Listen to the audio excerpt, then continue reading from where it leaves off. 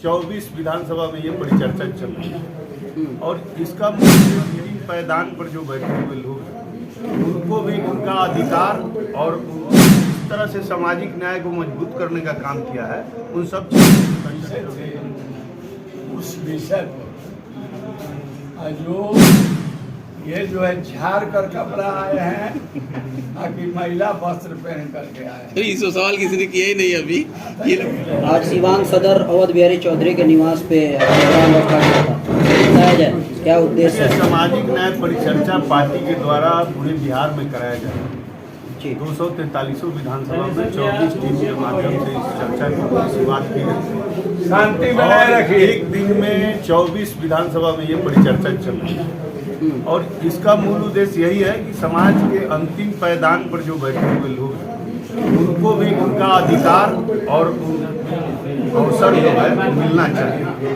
आज़ादी के इतने वर्षों बाद भी अभी भी कहीं ना कहीं ये साफ दिख रहा है। जो आर्थिक जनगणना हुआ तो उसमें आप देखने का काम किए होंगे कि कितना लोग 6000 से नीचे आय वाले हैं, तो वो सारे लोग मुख्य धारा में कैसे आए, इस पर राष्ट्रीय जनता दल तो हमेशा काम करता ही है और इसकी चर्चा करना इसलिए जरूरी है क्योंकि 2025 में चुनाव है और चुनाव में जिस तरह से लोग वोट को लुभाने का प्रयास करते हैं तो राष्ट्रीय जनता दल के नेता श्री आदरणीय लालू प्रसाद जी और तेजस्वी जी ने जिन कार्यों को अपने कार्यकाल में किया है और किस तरह से सामाजिक न्याय को मजबूत करने का काम किया है, उन सब चीज़ों का चर्चा हम लोग अपने कार्यकर्ता के बीच में कर रहे हैं कि वो गांव में जाकर गांव के हर टोले और चौराहे पर इसकी चर्चा करें और आने वाले दिनों में मजबूती के साथ काम करें। तो इस प्रोग्राम में हजारों की संख्या में लोग मौजूद थे, तो ये कार्यकर्ता थे कि आम लोग थे?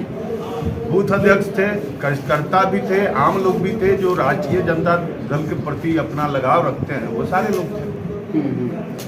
जातीय जनगणना जो केंद्र सरकार की ओर से जो किया गया है उसको आप लोग किस तरह से लेते हैं? देखिए, अभी तक तो मेरे समझ से मैं जो देखा हूँ ना प्रधानमंत्री का कोई डायरेक्ट अपना कोई प्रेस कॉन्फ्रेंस हुआ है और ना गृह मंत्री का हुआ है।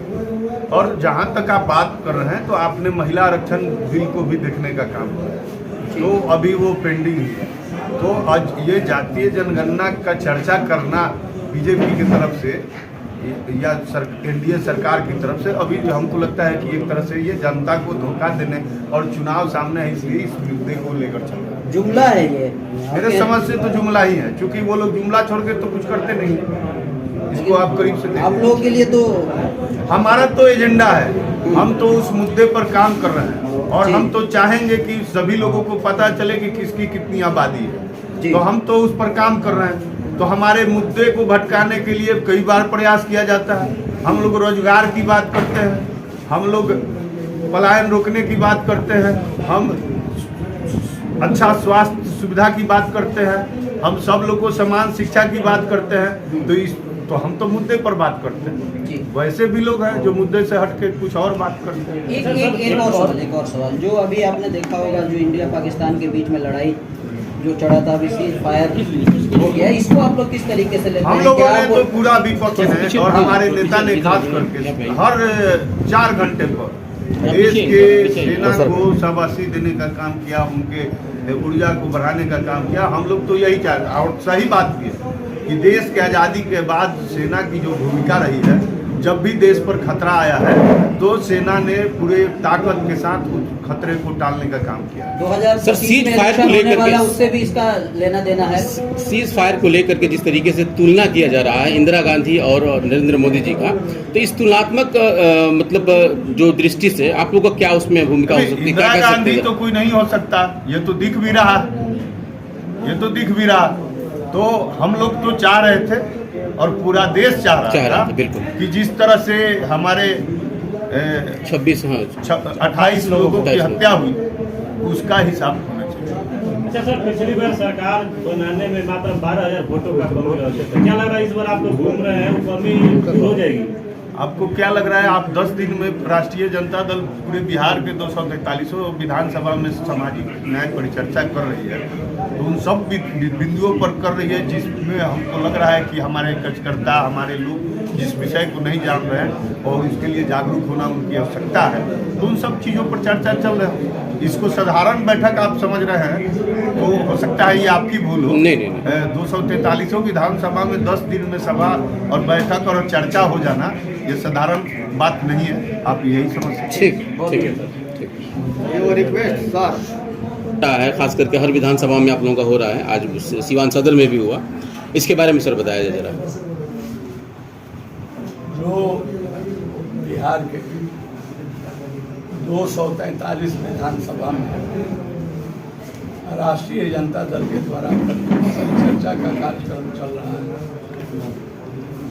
और ये सभी जिला में राष्ट्रीय जनता दल के जो हम लोग के नेता हैं उन लोगों के द्वारा गठित एक समूह के रूप में कमेटी है और जो कमेटी है बनी है उसके भिन्न मुद्दे वो अपने विषय पर ही बोलेंगे, दूसरे तरफ नहीं जा सकते।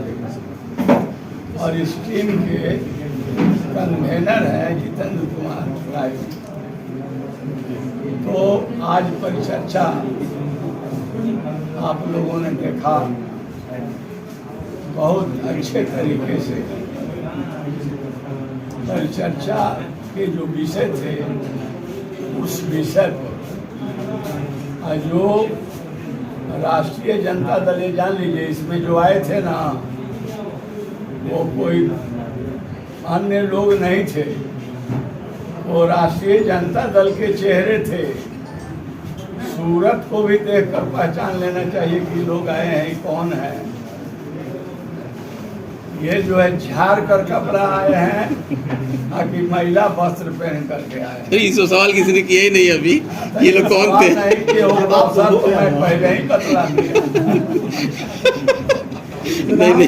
ये जो है जी सभी लोग आए थे और परिचर्चा में भाग लिए और बहुत अच्छे तरीके से जो ट्रेनिंग देने वाले लीडर आए हैं जिन्होंने जो उपस्थित पुरुष महिला राष्ट्रीय जनता दल के नेता कार्यकर्ता साथ साथ राष्ट्रीय जनता दल के विचारधारा में विश्वास करने वाले लोग भी इस परिचर्चा में सम्मिलित हुए थे। मैं समझता हूं कि एक अच्छा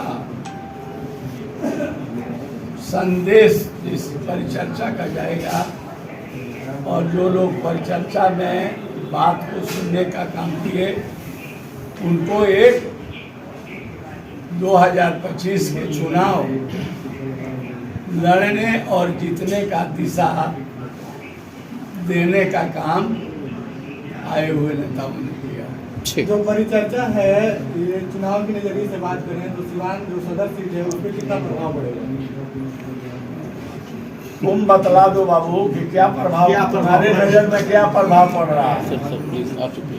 हम तो सिवाने विधानसभा में काहे पड़ गए, ये तो सब विधानसभा में परिचर्चा है।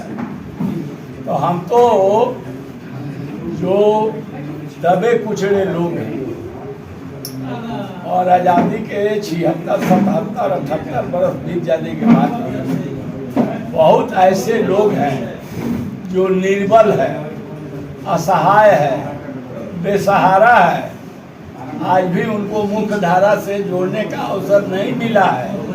हम लोग तो यही कहते हैं कि समता मूलक समाज आप भी रटते हैं, हम भी रटते हैं, किताब पढ़ते हैं। हमारे नेता तो हरदम से चाहते हैं कि समता मूलक समाज जो हमारे पूर्वजों ने कहा, समाजवादियों ने कहा, तो हम लोग उस समाज के निर्माण और उनके ऊपर जो भी जुल्म और अत्याचार है उनके सहारा राष्ट्रीय जनता दल महागठबंधन ठीक और पूरा असर पड़ेगा। आगे आगे देखिए क्या होगा। सही।